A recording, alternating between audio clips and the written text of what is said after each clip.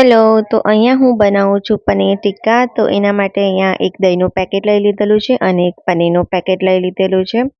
ત્યારબાદ આપણે આ રીતે એક પેન લઈ લઈશું અને એની અંદર આપણે તેલ ઉમેરી લઈશું. તો 2 થી 3 ચમચી જેટલું હું તેલ લઈ લીધેલું છે. તેલ નાખ્યા બાદ આપણે અંદર મરચું નાખીશું, જે આપણે થોડુંક તીખું મરચું લીધેલું છે. તો આપણે જેટલું સ્પાઇસી ખાતા હોય એ પ્રમાણે મરચું ઉમેરી દઈશું. એના પછી અહીંયા લસણ અને મરચાંની પેસ્ટ છે, જે હું હોમમેડ બનાવેલી છે, તો એને ઉમેરી દઈશું.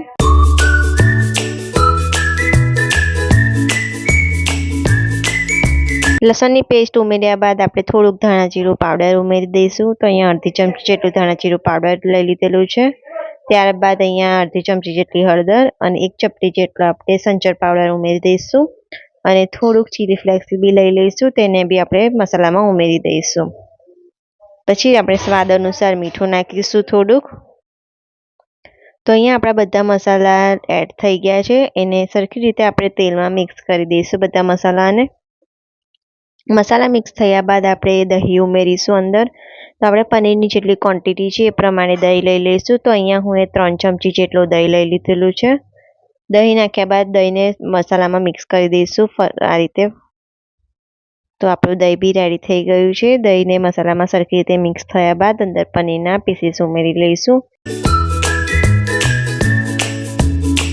એના પછી અહીંયા હું ટમેટું અને ડુંગળી લઈ લીધી છે, એને આ શેપમાં આપણે કટ કરી દઈશું અને એને બી પનીરની સાથે મિક્સ કરી દઈશું.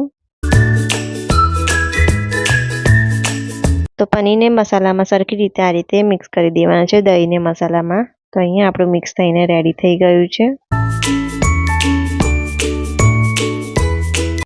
એના બાદ આપણે આ રીતે પહેલાં કોઈક બી સ્ટીક લઈ લઈશું. તો સ્ટીકની અંદર આપણે પનીર લગાવી દઈશું. આ રીતે આપણે પનીર લગાવી દીધું છે. પછી ગેસનો સ્ટવ ચાલુ કરી દઈશું અને આ રીતે થોડુંક બધી બાજુથી ગોળ ગોળ ફરાવતા જઈશું અને શેકતા જઈશું.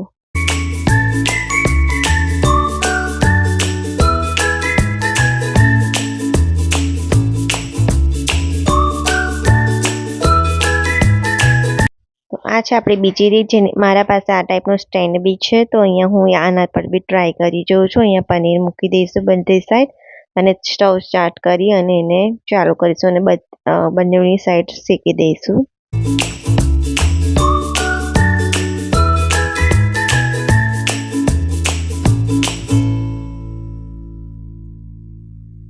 તો આ રીતે રેડી થઈ ગયેલું છે.